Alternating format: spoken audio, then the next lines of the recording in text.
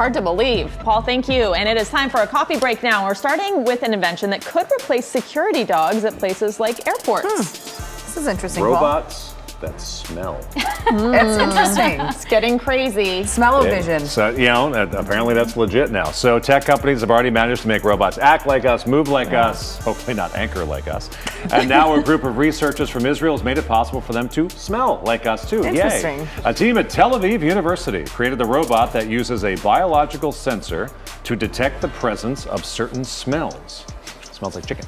And enable it to interpret those accurately as well. The scientists say their success so far could make this technology viable. Now here's where it could help.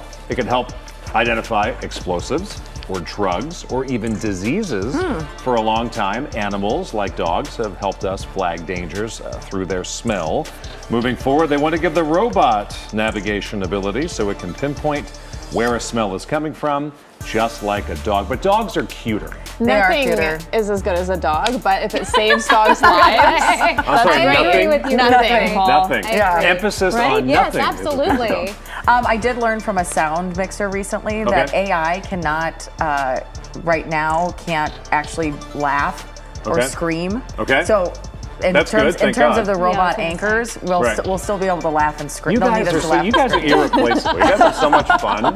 Who just wants to hear the words? A little personality into it too. Oh, thanks, Paul. Thanks. Oh, that's so nice. All right, lots of couples feel nervous about taking the big step of sharing finances in their relationship, but the host of a new Netflix show is looking to help people get rich. He's got a warning. The financial mistake that can ruin your relationship has nothing to do with how you spend or save your money, but how you talk about it. Sure. Yes.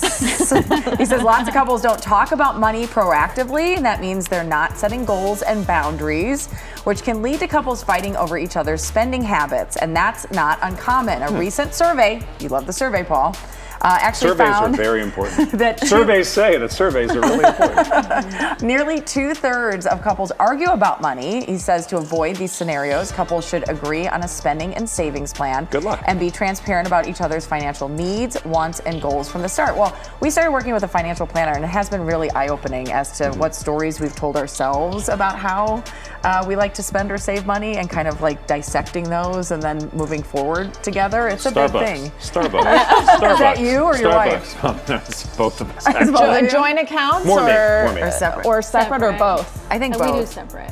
Yeah. I Something different for everyone. Yeah, know? I think whatever works for you is what works, Yeah. but it does seem to be an argument. I have had a therapist say too that it's not necessarily about the money, it's about the dream.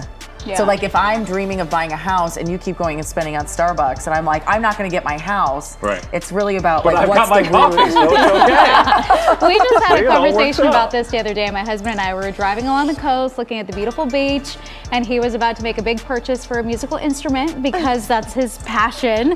And I was like, stop spending the money. But that conversation, what you just had, I need to work on my tone and the way I address certain things. More words were said than just that. But yeah, gotta work on the dream, honey. Oh, to be a fly in that car. Stop buying those You gotta things. articulate your dream, Kalina. You gotta figure out what your dream is. I want and- no more musical instruments. That is my dream.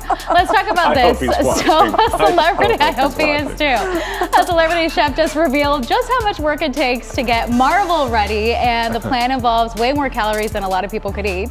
But Chris Hemsworth, of course, before he steps into Thor's shoes, he goes on a reverse diet that involves eating as much as 4,500 calories a day over the course of 10 meals. Oh, this is my dream. It's a lot. I know, huh? For reference, most men should eat about half of those calories each day. Actor chef No fun, revealed though. that those calories are mostly from steak, chicken, broccoli, Meat. and banana protein shakes. Oh, meat. Paul. I do love meat. This whole panel loves meat.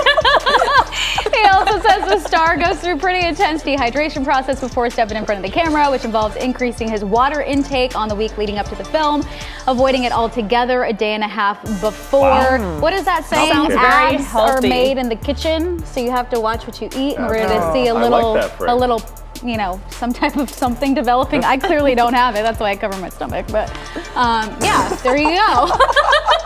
You look great, Kalina. Yeah, Thank you. Always looking great. All right, people use virtual reality goggles to experience art, to travel, to play video games in a way that feels more real than just looking at the screen.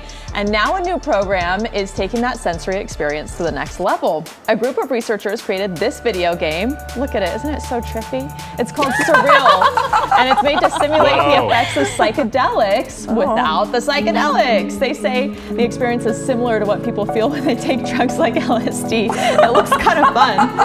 And there may be actual benefits to this. The Like a researchers, screensaver, like on YouTube or something. I like the music. this what happens when you're on psychedelics? Do Oh, they we're going experience to the Mars. music like this? We're tripping. We're going to Mars. Where are we now? Researchers found that the program helped people feel joy and pleasure, and that they could eventually use this technology to help treat things like depression and other psychological disorders. Look, guys, we're getting lost in space. We are. And it doesn't Where's have Earth? I any of miss the it. risks Come back. Journey. associated with taking the drugs that mirror the experience. So, Yeah, bruh.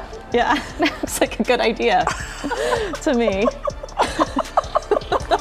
I'm not so sure. I don't know how I feel about it either, but if you're into it, that's Come on, it's all that harmless. matters. Yeah. It makes you feel pleasure. You guys all were feeling pleasure when you saw that, I think. I thought Yeah, and then I your voice so- narrating over the whole thing. I which is kind of very found it a little soothing. weird. Is that?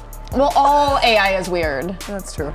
That is true. That's today's coffee Yeah. break. Kcal 9 is now Kcal News. CBS News Los Angeles, your local news, streaming wherever, whenever.